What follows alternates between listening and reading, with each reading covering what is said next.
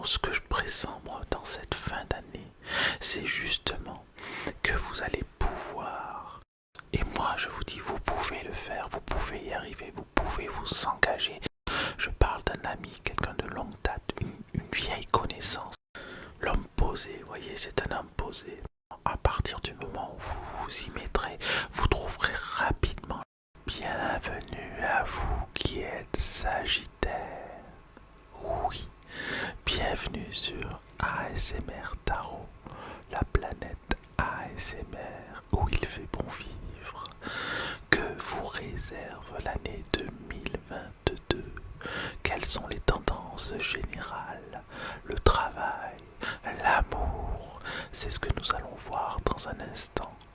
Mais si ça n'est pas déjà fait, je vous invite à vous abonner et à cliquer sur la cloche de notification.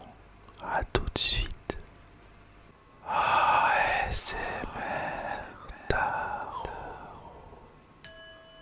la planète ASMR où il fait bon vivre.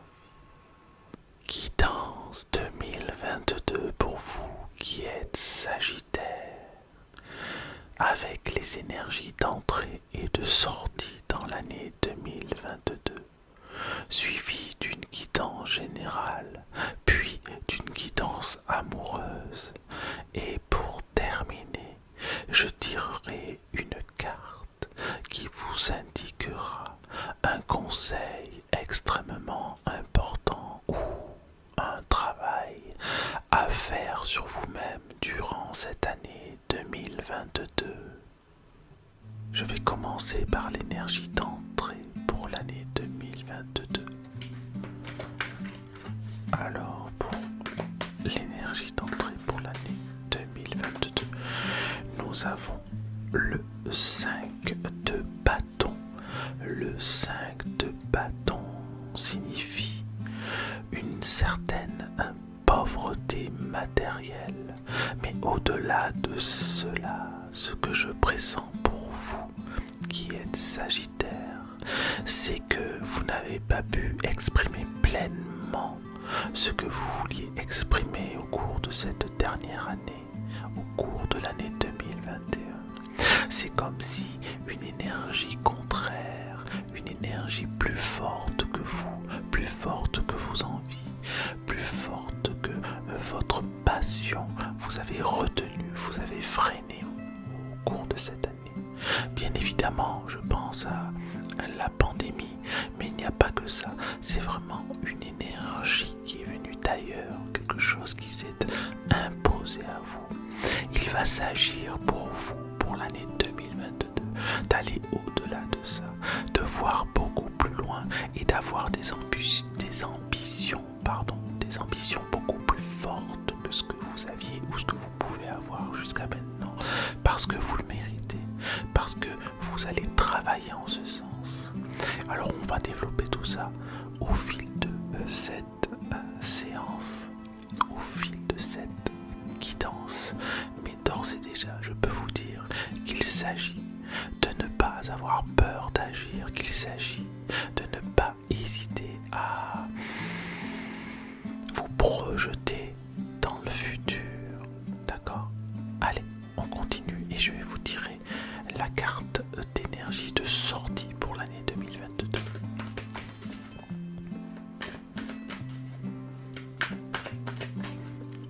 Et nous avons le 7 de coupe.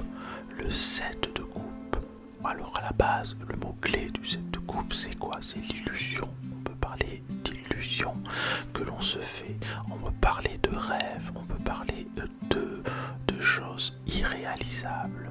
Et pourtant, ce que je pressens moi dans cette fin d'année, c'est justement que vous allez pouvoir aller vers vos rêves. Voyez ce que je vous disais au tout début par rapport à l'énergie d'entrée, en disant qu'il fallait ne pas hésiter à avoir plus grand, plus haut, plus fort. Eh bien, il ne faut pas hésiter de la même manière à visionner votre rêve, à y croire vraiment, croire en votre envie, croire en votre rêve. Encore faut-il en avoir Est-ce que vous avez un rêve? Je ne sais pas. Et si vous n'en avez pas, faites-en un. C'est un petit peu ce que vous conseille le 5 de denier aussi. C'est comme si vous n'arriviez pas à vous déterminer dans une direction. C'est comme si vous n'arriviez pas à vous engager dans un processus. Et moi, je vous dis, vous pouvez le faire. Vous pouvez y arriver. Vous pouvez vous engager dans un processus actif. Quelque chose qui vous amènera à changer votre vie. C'est très important. Et n'ayez pas peur, même si des gens vous disent que ça n'est pas possible, que justement, ça n'est qu'un rêve que vous avez. Et alors, vous avez le droit de tendre vers votre rêve. Et même si vous n'y arrivez pas, vous aurez essayé. Et même si vous n'y arrivez pas, vous récolterez les miettes de ce rêve. Et les miettes de rêve valent beaucoup mieux, parfois, que des gros restes de réalité loupés, de réalité manquée, de réalité que l'on n'a pas voulu voir, une réalité que l'on n'a pas voulu, vers laquelle on n'a pas voulu se diriger. À présent, je vais tirer les cartes, les 9 cartes des rêves enchantés de Lenormand de Giro Marchetti. Alors, au centre du tirage, qu'est-ce que nous allons avoir au centre du tirage? Nous allons avoir l'énergie féminine, le 29. Donc là, ça nous parle d'extrême sensibilité. Non seulement d'extrême sensibilité, mais d'extrême ressenti. Ça nous parle d'intuition. Ça nous parle de libération de vos énergies féminines, de vos énergies yin. Il ne faut pas avoir peur d'exprimer ce qu'il y a de féminin en vous, votre féminité, que vous soyez un homme ou une femme, peu importe, et laissez exprimer votre féminité, c'est très important. Donc on va aller un petit peu plus loin. À gauche de cette carte, il y a la carte numéro 18. Cela nous parle d'un ami. Bon, d'accord, pour l'instant cela nous parle d'un ami. On va encore une fois aller plus loin en mettant une carte de l'autre côté. Et nous avons la carte numéro 44. Alors quand même, ça nous indique qu'il y a un ami, un vrai ami. Je parle pas juste d'une connaissance comme ça que vous avez rencontré il y a 15 jours. Je parle d'un ami, quelqu'un de longue date, une vieille connaissance si ce n'est pas un ami, qui fait attention à vous, qui prête attention à vous. Peut-être que cette personne voudrait aller un petit peu plus loin que l'amitié. Donc regardez autour de vous qui pourrait correspondre à cela. Qui est-ce que vous connaissez depuis longtemps? Qui est-ce qui vous pose des questions sur votre vie? Qui est-ce qui s'intéresse à vous de près? Qui est-ce qui vous regarde différemment depuis quelques semaines, quelques mois? Il y a peut-être quelqu'un dans votre entourage qui a envie d'aller plus loin avec vous. Mais ça n'est pas forcément ça. Ça peut être aussi une personne, un ami, toujours une connaissance de longue date qui a envie tout simplement de vous aider et de vous comprendre surtout. C'est une personne qui vous trouve de grand intérêt et qui souhaite mieux vous comprendre, mieux entendre ce que vous avez à lui dire. Peut-être que c'est une personne que vous conseillez de manière régulière, avec qui vous parlez de manière régulière, quotidienne même. Cela peut être quelqu'un dans le milieu professionnel, dans le milieu étudiant. En tout cas, regardez si quelqu'un peut correspondre à cela autour de vous. Au-dessus, dans l'axe central, nous avons la carte numéro 13, l'enfant, et en dessous, la carte numéro 28, l'homme. L'homme posé, vous voyez, c'est un homme posé. Il s'agit pour vous, je pense, il y a un rapport au père. Il y a un rapport au père et bien sûr il y a un rapport à votre enfance. Quelque chose qui s'est produit quand vous étiez enfant. Quelque chose qui s'est produit et que vous avez en vous gardé, peut-être même enfoui profondément en vous. Alors que c'est quelque chose qui à l'heure actuelle vous mène peut-être de manière inconsciente, mais aussi de manière consciente, par une certaine souffrance ou une certaine nostalgie, encore une fois, au rapport du père. Peut-être que vous avez manqué d'un père, peut-être que le père était absent, peut-être que le père ne se montrait pas vraiment à la hauteur. En tout cas, il se peut aussi qu'il s'agisse d'un père qui était bien présent, mais comment dirais-je, posé sur vous, avec un regard particulier, avec un regard bienveillant, bien évidemment, avec un regard qui finalement vous a porté jusqu'à maintenant. Et maintenant, peut-être qu'il s'agit pour vous de vous détacher de cette image paternelle pour l'année 2022. Je continue. En haut, à gauche, nous avons la boussole, numéro 42, la boussole, et de l'autre côté, nous avons le numéro 35, l'encre.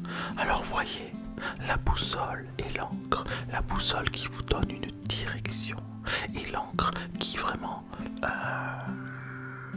assoit la destination, c'est-à-dire que une fois que vous serez à destination, vous pourrez lever l'encre, non, pardon, jeter l'encre, autant pour moi, jeter l'encre, de manière à vous stabiliser.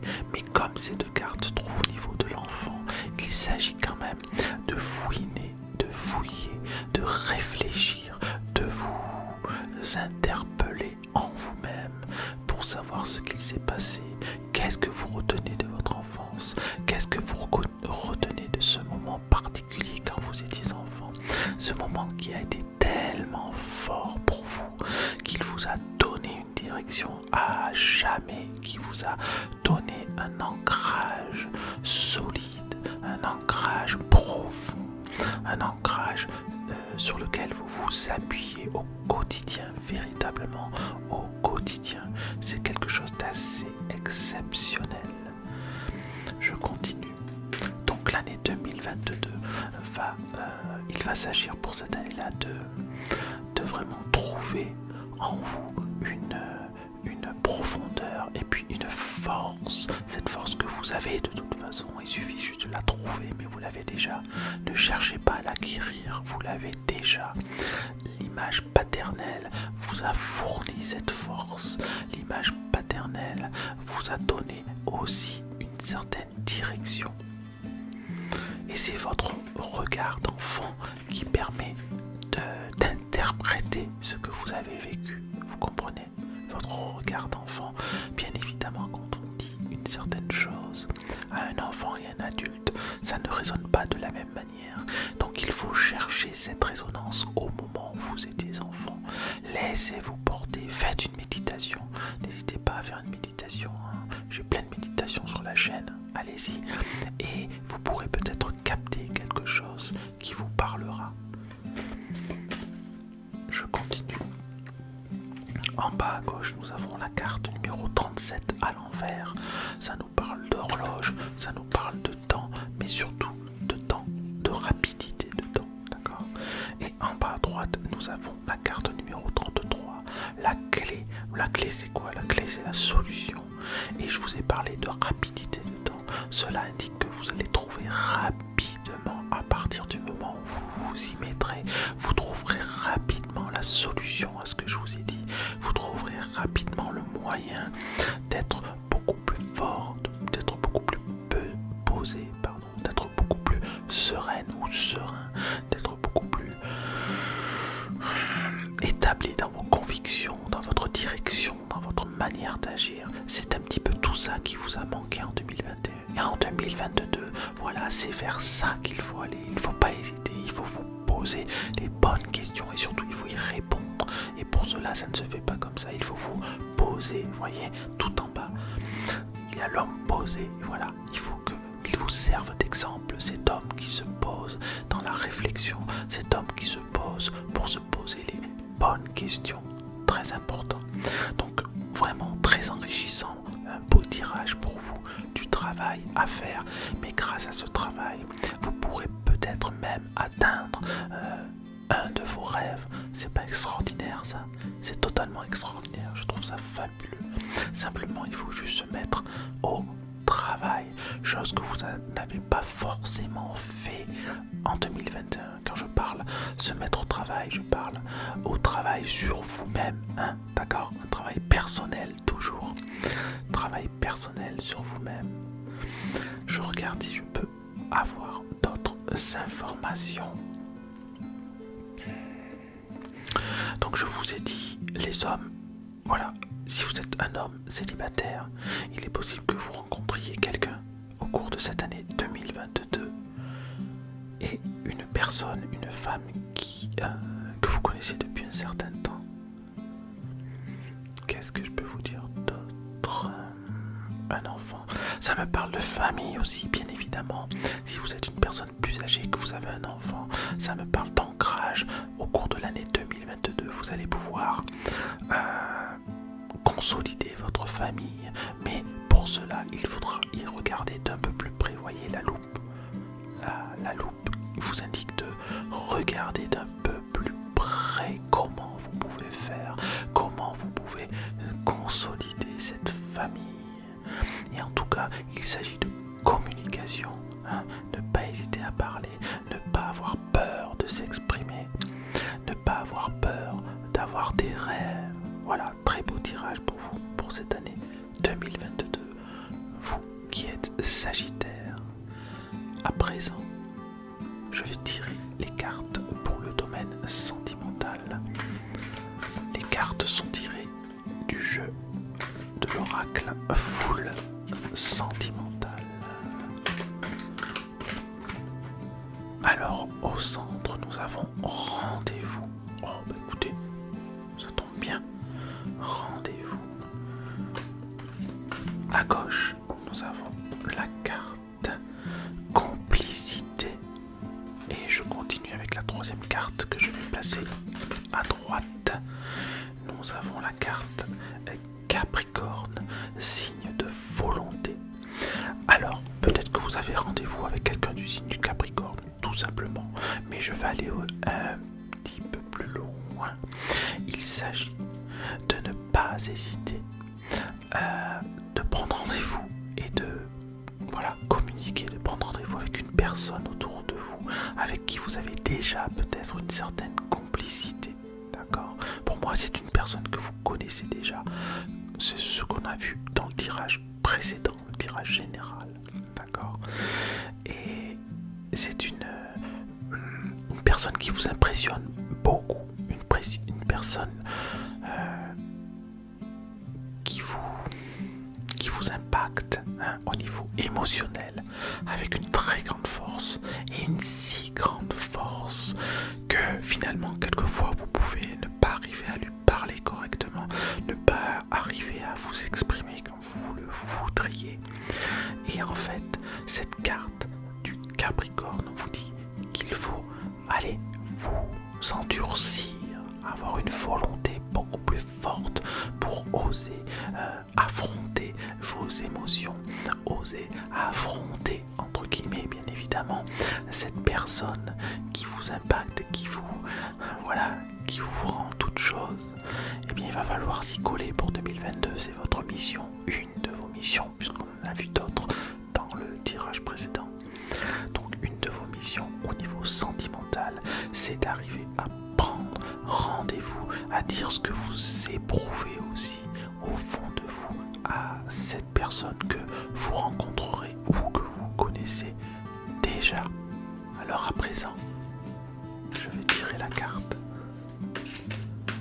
pour le conseil de l'année. Un autre travail peut-être à faire, je ne sais pas. Ma sensibilité est un cadeau. Ma sensibilité n'est un fardeau que si je la considère comme telle. La sensibilité donne naissance à l'empathie et à la compassion, et ce sont de précieux cadeaux. Je répète, votre sensibilité est un cadeau. Votre sensibilité n'est un fardeau que si vous la considérez comme telle.